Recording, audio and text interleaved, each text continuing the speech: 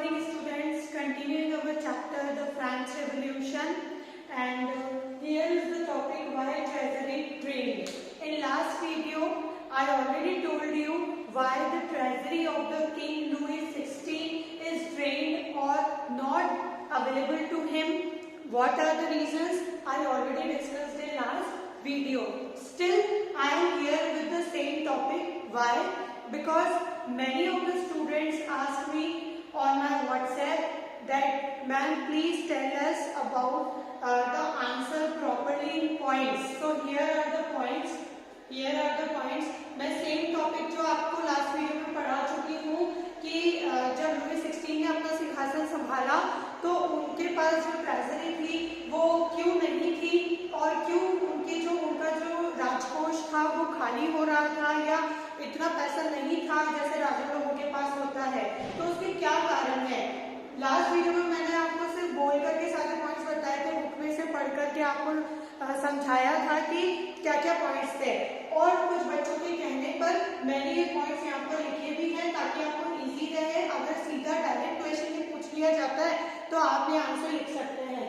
First जो point है वो है वॉर। बता चुकी हूँ, फिर से एक बार रिपीट कर रही हूँ, war.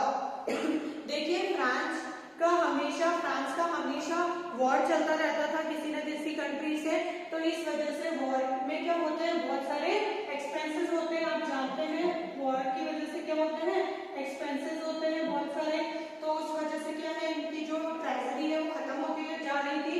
Second, maintaining extra virgin palace of Versailles. Versailles का पैलेस बहुत ही सुंदर एक महल है वर्सलीज जगह पर, वो पैलेस को मेंटेन रखने के लिए भी बहुत खर्चा होता है। देखिए जो राजा का महल होता है उसको चलाना भी क्या है कि आसान नहीं होता, उसमें भी खर्चे होते हैं बहुत सारे, तो उसको मेंटेन रखने के लिए जो खर्चे होते थे वो भी एक खर्चा है। Third, help 13 colonies, American colonies for independence. देखिए फ्रांस का एक दुश्मन है जिसका नाम क्या है, ब्रिटेन। ठीक है, ब्रिटेन की 13 अमेरिकन कॉलोनीज थी जिनको फ्री करवाने में मदद करी किसने, फ्रांस ने। तो ऑब्वियस है कि जब हम किसी की इंडिपेंडेंस के लिए उनकी हेल्प कर रहे हैं तो एक तरीके से उनको वॉर में सपोर्ट कर रहे हैं, तो उनको जो भी आर्म्स प्रोवाइड करेंगे या उनके सोल्जर्स के लिए हम जो भी सामान या जो कुछ भी आर्म्स वगैरह भेजेंगे उसका भी तो खर्चा होगा। तो उसके अंदर बहुत बड़ा खर्चा लग गया था। इतना खर्चा हो गया था कि डेट मतलब कि उधार लेना पड़ा और जो सरकार है वो कर्ज में डूब गई। और कितना, 2 बिलियन लेवर्स। अभी जो लेवर्स है वहां की करेंसी का नाम है 2 बिलियन लेवर्स जो है, इतने कर्जे में कौन डूब गई, सरकार डूब गई, क्योंकि इतना पैसा उन्होंने उठाया, मतलब बोरो किया। ठीक है, इंटरेस्ट पर उठाया हुआ पैसा था।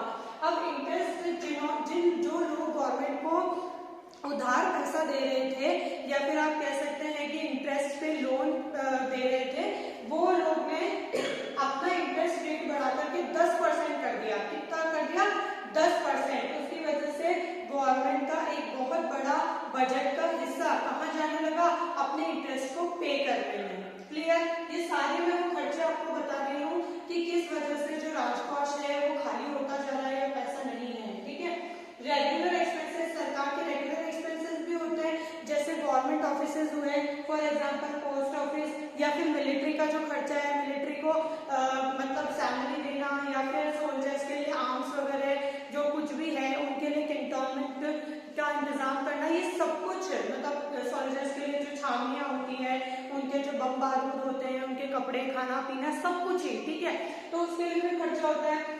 तो इतने सारे खर्चे और पैसा नहीं। ठीक है, तो सरकार अब क्या करेगी, और ऑलरेडी खुद क्या है, कर्जे में डूबी हुई है सरकार, इकोनॉमी बहुत ही ज्यादा खराब हालत में है। कब, जब लुई 16 ने अपना सिंहासन संभाला। ठीक है, तो अब गवर्नमेंट जो है वो जो पैसा कमाएगी तो उसके पास क्या सोर्स है, कहाँ से पैसा लाएगी, ऑब्वियसली टैक्स के थ्रू। किसके थ्रू लाएगी, टैक्सेस के थ्रू, कि लोगों से वसूलेगी। अल्टीमेटली गवर्नमेंट अगर मुसीबत में है, ठीक है, तो अल्टीमेटली उसका बर्डन किसको झेलना पड़ता है, पब्लिक को, कॉमन पब्लिक को। ठीक है, लास्ट वीडियो में मैंने आपको बताया था कि फ्रांस के अंदर सोसाइटी 3 एस्टेट्स में डिवाइडेड है, first, second and third. First clergy बताया था, सेकंड आपको बताया था नोबल्स, और थर्ड एस्टेट में मैंने आपको बताया था कि मिक्स में ग्रुप है अलग अलग, मतलब कुछ ऐसे भी हैं जो पैसे वाले हैं और कुछ ऐसे भी हैं जो बहुत पुअर हैं, जैसे businessman, lawyer, small peasant, big peasant, ये सब कुछ उसके अंदर आता है। ठीक है, तो टैक्सेस वसूले किससे जाते थे? सिर्फ थर्ड एस्टेट से। किससे वसूले जाते थे? सिर्फ थर्ड एस्टेट से। आप ये भी कह सकते हैं कि ये भी एक रीजन है कि राजकोष में पैसा बहुत कम है या नहीं है। क्यों? क्योंकि फर्स्ट और सेकंड एस्टेट के पीपल तो टैक्स देते ही नहीं है। देते कौन है? सिर्फ थर्ड एस्टेट के लोग जो हैं वो क्या देते हैं? टैक्स पे करते हैं। अब देखिए, सरकार को अपना राजकोष भरने के लिए कहीं से तो पैसा चाहिए, रिसोर्सेस तो चाहिए, तो सरकार ने क्या किया?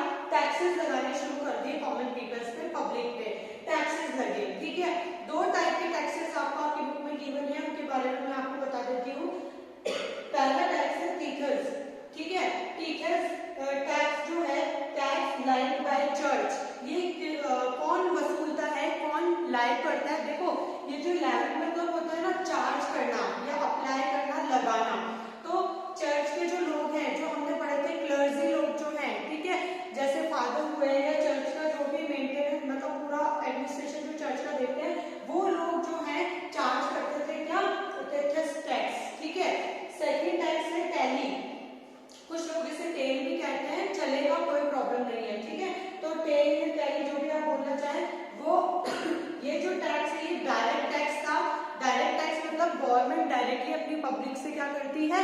लेती है। ठीक है, या फिर पब्लिक जो है डायरेक्टली सरकार को पे करती है, वो कहलाता है डायरेक्ट टैक्स। इन दोनों टैक्सेस के सिवा भी एक और टैक्स है जो लगता था, that is called indirect tax. वो प्रोडक्ट्स में लगता था, जैसे आप कुछ भी खा रहे हैं, पी रहे हैं, जैसे आज की दुनिया की बात करूँ तो मैगी में गए, बर्गर लिया, तो देखते होंगे आप बिल में लिखा हुआ आता होगा कि बर्गर 30 रुपीज, टैक्स 10 रुपीज, ऐसा करके 40 रुपीज का पूरा, यानी वो कहलाता है इनडायरेक्ट टैक्स कि आपने शॉपकीपर को दिया और शॉपकीपर ने गवर्नमेंट को दिया। ठीक है, अल्टीमेटली वो आपकी जेब में से गया, शॉपकीपर की पॉकेट में से नहीं गया। समझ में आ रहा है? तो आपने डायरेक्टली गवर्नमेंट को नहीं दे करके आपने शॉपकीपर को दिया और शॉपकीपर ने गवर्नमेंट को दिया आपकी साइड से। Is it clear? तो वो कहलाता है इनडायरेक्ट टैक्स, वो भी हुआ करता था। तो समझ में आ गया, टैक्स समझ में आ गया। दो टाइप के टैक्सेस हैं, पे कौन करेगा? सिर्फ थर्ड एस्टेट पे करेगी। क्लियर?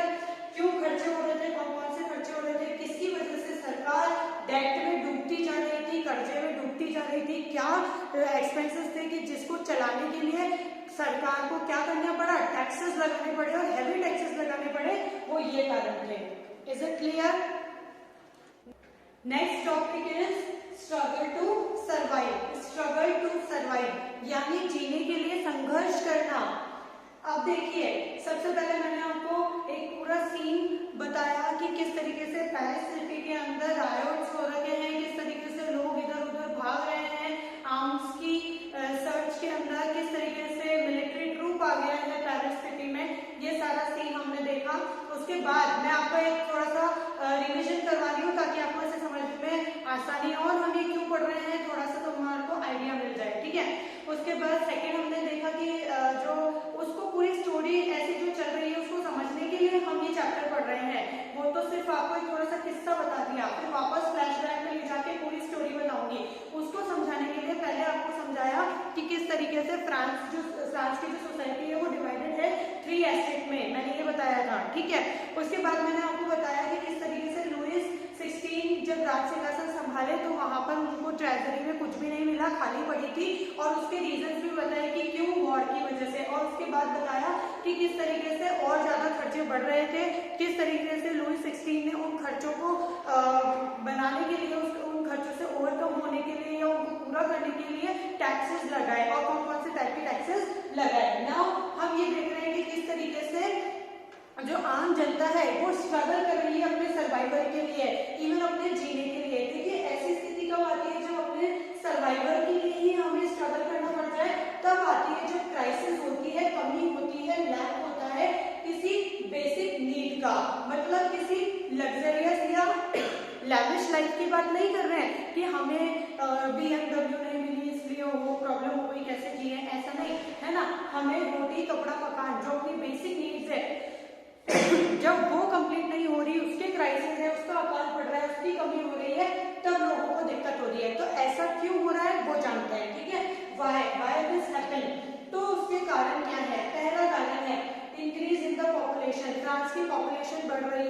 देखिए इंडिया में भी जब ये सब चल रहा था ना, इंडियन रेवोल्यूशन है ना, वैसे ही फ्रेंच रेवोल्यूशन है।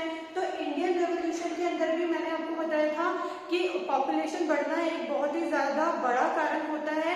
वो मतलब पॉपुलेशन का बढ़ना अपने आप में इंटरलिंक्ड है पॉवर्टी, अनएम्प्लॉयमेंट या दूसरी अदर चीजों के साथ।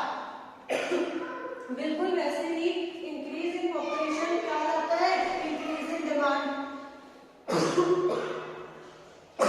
जिन लोगों ने मेरा इन्फ्लेशन वाला वीडियो नहीं देखा है, इन्फ्लेशन वाला वीडियो देखिएगा, क्लास 10th का बनाया हुआ है मेरा, यूट्यूब पर मैंने अपलोड किया है। आप अगर वो देखेंगे आपको बहुत अच्छे से चीजें समझ में आ जाएंगी। देखिए जब पॉपुलेशन बढ़ती है तो पॉपुलेशन बढ़ने के साथ साथ डिमांड भी बढ़ेगी। ऑब्वियसली एक तो 4 लोग हैं, ठीक है, और चारों दो रोटी खाते हैं तो 8 ही रोटी की डिमांड बनती है, ठीक है। लेकिन अगर मान लो वो 4 लोग कितने हो जाए, 8 हो जाए, समझ रहे हो, या 4 लोग 40 हो जाए और 40 लोग फिर दो रोटी खाएं, तो आप सोचिए किस रेशियो में जो है डिमांड बढ़ गया। 40 × 2 कितना हो गया, 80, यानी 80 चपाती की डिमांड हो गई, जहां पर कितनी थी पहले, 8 रोटी की डिमांड थी। Is it clear? तो कहने का मतलब जैसे पॉपुलेशन बढ़ती है डिमांड बढ़ती है। तो मैडम पॉपुलेशन बढ़ेगी तो क्या कहते हैं, प्रोडक्शन भी तो होगा, मतलब लोग प्रोड्यूस भी तो करेंगे। यही कहना चाहते हो ना? आई नो थोड़ा सा इनकन्वीनियंट लग रहा होगा आपको, मुझे थोड़ा मेरा गला ठीक नहीं है उस वजह से, but I can't help in it, sorry. देखिए पॉपुलेशन बढ़ने से प्रोडक्शन भी बढ़ा, लेकिन प्रोडक्शन उस पेस पे नहीं बढ़ा जिस पेस पे पॉपुलेशन बढ़ा। पॉपुलेशन जिस स्पीड से बढ़ रहा था ना, उस स्पीड से प्रोडक्शन नहीं हो रहा था। कौन से प्रोडक्शन कैसा हो रहा था, लो स्पीड से हो रहा था, स्लो स्पीड में हो रहा था, ठीक है। प्रोडक्शन का जो पेस है और पॉपुलेशन का जो पेस है उसमें बहुत ज्यादा डिफरेंस था। इट मींस डिमांड तो हाई हो गई और सप्लाई लो रह गई, और ऐसी सिचुएशन में क्या होती है, इन्फ्लेशन आती है। What is inflation? महंगाई, ठीक है। एक एग्जांपल देती हूँ, ये एक मार्कर है, ठीक है, ये एक मार्कर है और इससे काम करने वाले हम स्कूल में 10 टीचर्स हैं, समझ में आ गया। अब ये जो एक मार्कर है ये 10 के 10 टीचर्स को चाहिए, ऑब्वियसली सबको पढ़ाना है, बोर्ड पे किससे लिखेंगे, मार्कर से लिखेंगे। शॉपकीपर को पता है कि मेरे इस मार्कर को लेने के लिए 10-15 कस्टमर्स हैं और मेरे पास एक लास्ट पीस बचा है, तो कस्टमर क्या करेगा, जो सबसे ज्यादा हाई प्राइसेस देने को तैयार होगा उसको ये मार्कर बेच देगा, है ना। तो जिनके पास पैसा है वो तो उसे खरीद लेंगे, जिसके पास एक्स्ट्रा पैसा है एक्स्ट्रा पैसा देके खरीद लेंगे। लेकिन जिनके पास कम पैसा है या पैसा नहीं है, देखिए नहीं है मैं तो वो आज भी नहीं तो कल भी नहीं खरीद पाएगा, मतलब अगर उसके पास पैसा है ही नहीं हमेशा के लिए तो।